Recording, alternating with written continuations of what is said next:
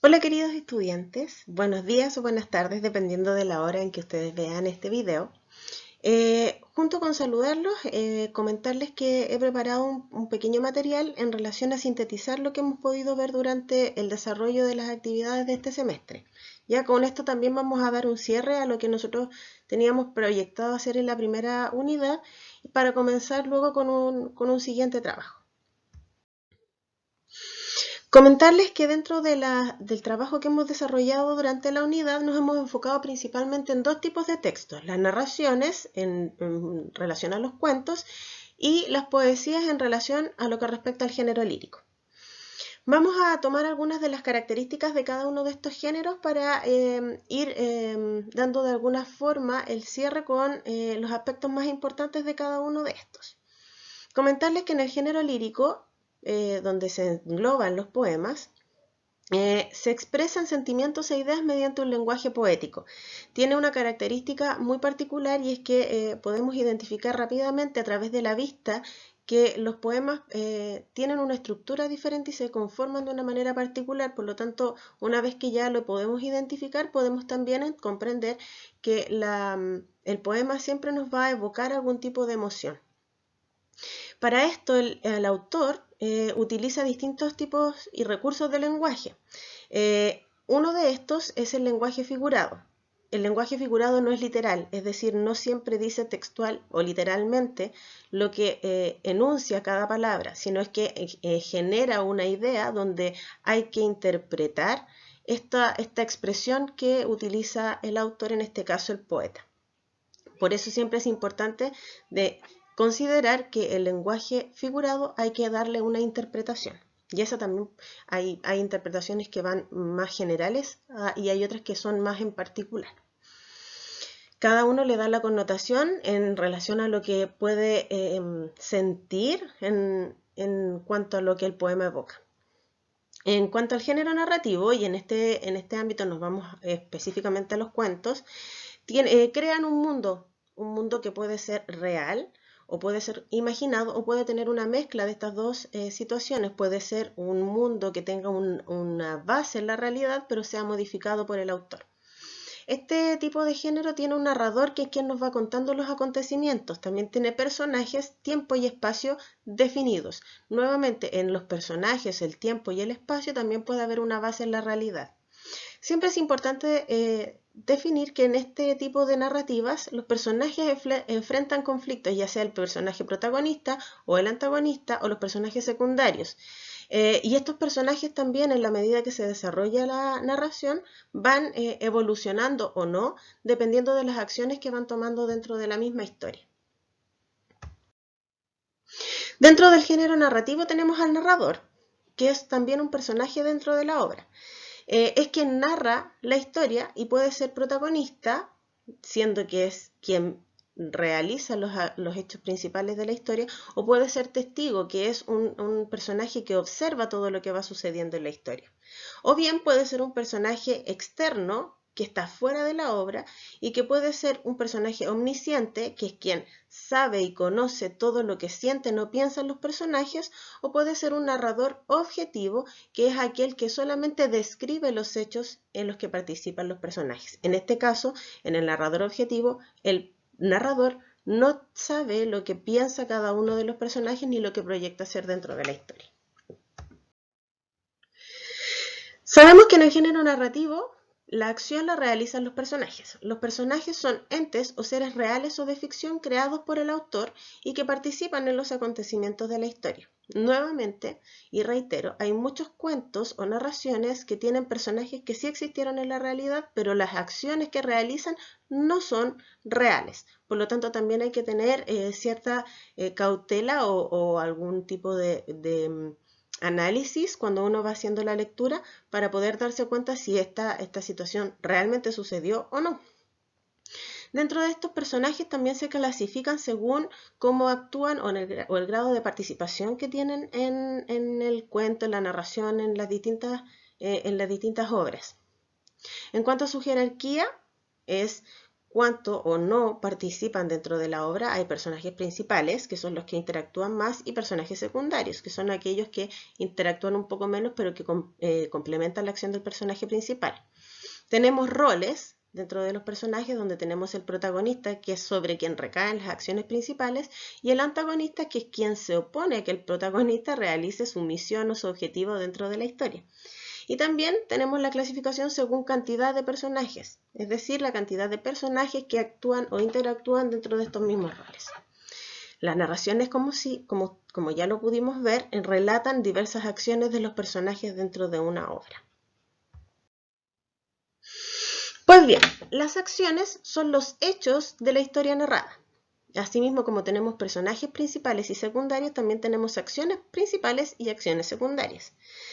Según las mismas acciones, tenemos una secuencia de acciones o una secuencia narrativa. Parte las historias principalmente en una situación inicial donde se nos describe el ambiente y el contexto que nos muestra la historia para dar pie a los sucesos que van a darse a continuación.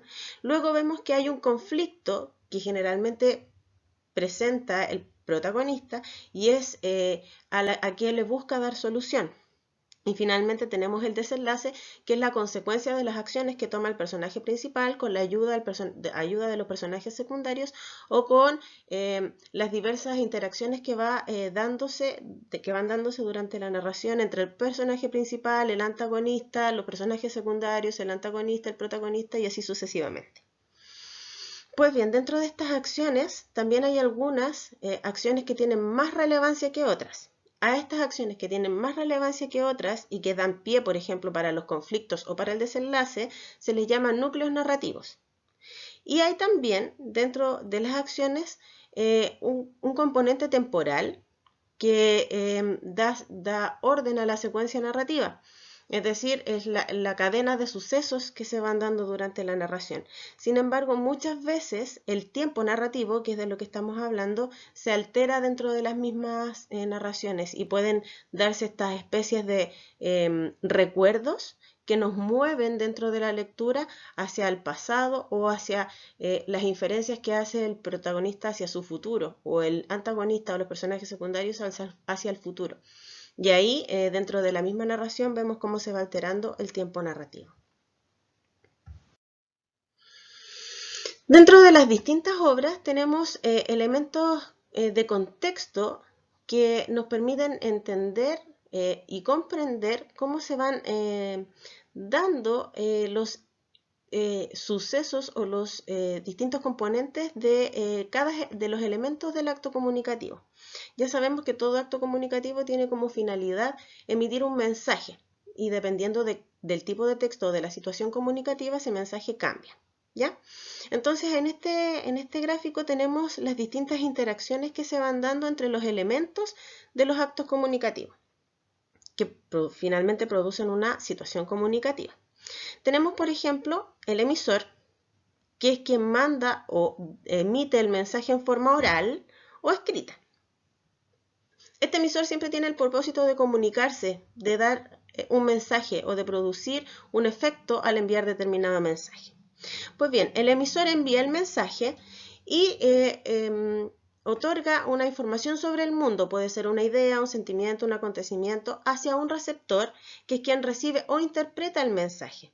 Sin embargo, este mensaje también tiene un referente, es un aspecto al que se refiere el mensaje, es decir, de lo que se habla. Es como, por ejemplo, decir, voy a comprar pan.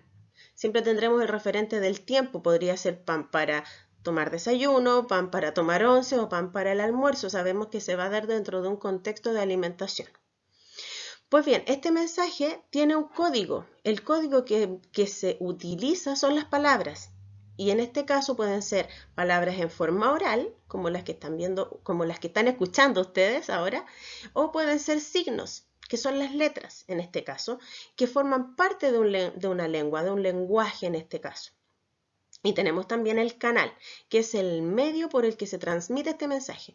Puede ser un medio oral, que es el medio hablado, o puede ser un canal escrito, que es el medio a través de la escritura, ya de las letras.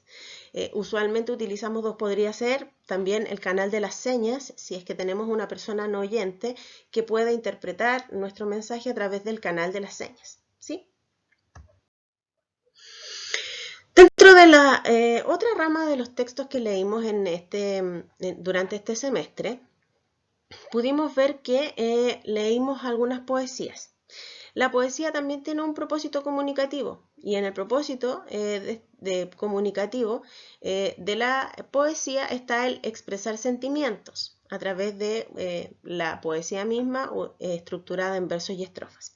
Pero en este propósito también tenemos los elementos de la comunicación que describíamos en la lámina anterior. Tenemos un emisor, que es el autor. Tenemos un canal, que puede ser en formato escrito, oral o electrónico, en este caso también. Tenemos el contexto, que son principalmente el mundo interior del autor, sus sentimientos, sus vivencias, sus ideas o sus emociones.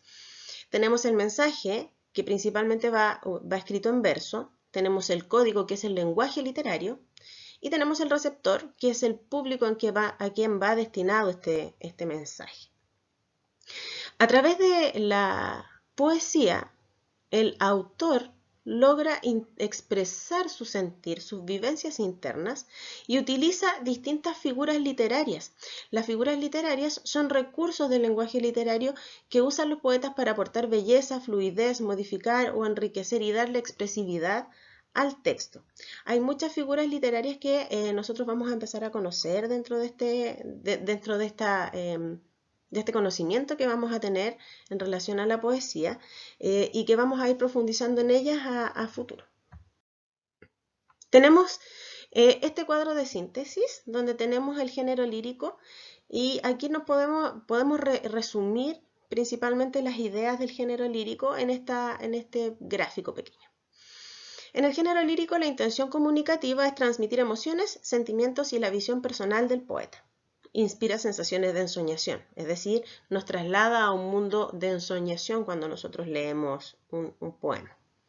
Tenemos distintas subclases, pueden haber poemas, canciones, acrósticos, coplas, versos a lo humano, a lo divino. Como características principales del género lírico, tiene una musicalidad distinta. Ustedes saben que principalmente cuando nosotros leemos poesía, la leemos con una entonación completamente diferente a cuando leemos una noticia o cuando leemos una novela o cuando leemos también un cómic. Tiene una belleza y un ritmo distinto de lectura. Y también, obviamente, la estructura que es claramente identificable a través de estrofas y versos. En esta lámina vamos a hablar de los componentes del género lírico, ¿ya? Vamos a hablar también sobre el hablante lírico. Es súper importante tener en claro que el hablante lírico no es el mismo poeta, es el yo poético, es la voz del poeta en la narración lírica. Y aquí es súper importante también tener claro que el hablante lírico no siempre se manifiesta según el género o la edad del autor o del poeta en este caso. Podemos tener un hablante lírico mujer en un autor o un poeta varón. Es de la manera en que expresa, en la manera en que habla el poeta según la situación comunicativa a la que quiere referirse. También podría ser el hablante como un niño, tener un yo menor a la edad que realmente él tiene. Tenemos el temple de ánimo, que es el estado de ánimo en el que se encuentra el hablante lírico al momento de expresarse en su poema. El estado de ánimo puede evocarnos tristeza, alegría, dolor, sufrimiento, exaltación o de alguna manera una admiración por un otro. Tenemos la actitud lírica, que es un aspecto que es la forma de mostrar el mundo lírico. Vamos a ahondar con ella a futuro, ¿ya? Pero siempre hay que tener claro que puede ser en tres tipos de actitudes: enunciativa, carmínica y apostrófica. Luego eso lo vamos a ver a futuro. Tenemos el motivo lírico, que esto sí lo vimos en el trabajo que hemos desarrollado, que es la idea o la situación o el sentimiento sobre el cual el hablante construye su poema. Los motivos pueden ser el amor, la naturaleza, la patria, una madre, etc. Tenemos el objeto lírico y es la representación que permite al hablante mostrar su interioridad, es la inspiración. Ya también puede ser un sentimiento en este caso. Y tenemos el lenguaje lírico, que es el uso del lenguaje que permite al hablante construir este mundo lírico. ¿Ya? El lenguaje que usa para darse a expresar. Nuevamente tenemos entre los elementos los que nosotros pudimos ver el objeto lírico, que es el tema, el motivo lírico, los sentimientos o las ideas que expresa el hablante lírico como en contexto de emociones, la voz que se expresa a través del poema, y el temple de ánimo, que es el estado de ánimo del hablante lírico. Vamos a ver ahora algunos ejemplos, porque yo sé que aquí es la parte donde nos costó un poquito más. Volvemos a definir, el hablante lírico es un ser hecho de lenguaje, es inmaterial, es diferente al poeta, pero a través de este el poeta expresa sus sentimientos y emociones. Tampoco es un narrador y tampoco representa al poeta, es el que expresa las emociones. En el siguiente verso, yo no quiero que a mi niña golondrina me la vuelvan, el hablante lírico es una madre que está hablando sobre una hija que no quiere que se la vuelvan golondrina. Y aquí volvemos al lenguaje figurado. Golondrina en el sentido de que vuele y se vaya. En el motivo lírico tenemos nuevamente la definición, el sentimiento expresado. Y en el siguiente ejemplo, por una mirada un mundo, por una sonrisa un cielo, por un beso, yo no sé qué te diera por un beso. El motivo lírico en este caso es el amor. ¿Ya? En el objeto lírico tenemos nuevamente la definición, puede ser una persona, animal, cosa, que sirve al hablante lírico para expresar sus sentimientos. En el siguiente verso, porque es áspera y fea, porque todas sus ramas son grises, yo le tengo piedad a la higuera. El objeto lírico de este poema es la higuera. Y en el temple de ánimo tenemos la emoción o el estado anímico. Tengo miedo, la tarde es gris y la tristeza del cielo se abren en mi corazón. El temple de ánimo de este ejemplo vendría a ser la tristeza. Tenemos más ejemplos. Madre, cuando sea grande, y ahí tenemos la pista, cuando sea grande, ay, qué mozo el que tendrás. El hablante lírico es un hijo, en este caso es un niño pequeño. Vosotras, las familiares, inevitables, golosas, vosotras, moscas vulgares, me evocáis todas las cosas. El objeto lírico son las moscas. Y por una mirada a un mundo, una sonrisa a un cielo, nuevamente el motivo tenemos el amor. Para cerrar, vamos a hacer este resumen sobre los dos géneros que vimos durante esta unidad. Tenemos el narrativo y el lírico. Características principales: en el narrativo relata acontecimientos o sucesos, en el lírico expresa sentimientos o estado anímico de un hablante. En el caso del género narrativo, la voz es el narrador, y en el caso del género lírico, la voz es el hablante lírico. La función es referencial en el género narrativo y es informar sobre algo. En el género lírico es emotiva, manifestar emociones del emisor. En el caso del género narrativo, la fuente son los escritores novelistas y cuentistas. En el caso del género lírico, la fuente es el poeta. En el caso del género lírico, el emisor es el narrador, y en el caso del género lírico, el hablante lírico. Las manifestaciones o los tipos de textos en relación al género narrativo tenemos mitos, leyendas, fábulas, novelas, cuentos, microcuentos y crónicas. Y en el caso del género lírico tenemos poesía libre, antipoesía, coplas, tenemos versos a lo humano, versos a lo divino y las diversas ramificaciones del género popular. ¿Ya? Les dejo algunos links donde hay mayor cantidad de información sobre este mismo texto, sobre estos mismos textos, y más información para que ustedes puedan también tener algunas herramientas más para poder analizar los textos, porque vamos también a seguir profundizando a medida que vamos avanzando durante el semestre en los distintos tipos de géneros y de narraciones que vamos a ir leyendo. Espero que les haya servido este material, espero que realmente lo consulten, que puedan ir a visitar los links y que también tengan más motivación para aprender de manera autónoma en relación a estos textos, porque realmente es un momento súper especial el que estamos viviendo, pero sí tenemos un poquito más de tiempo como para nosotros mismos autogestionarnos y poder aprender por el gusto de aprender. Les mando un abrazo grande y espero que les sirva el material. Cariños.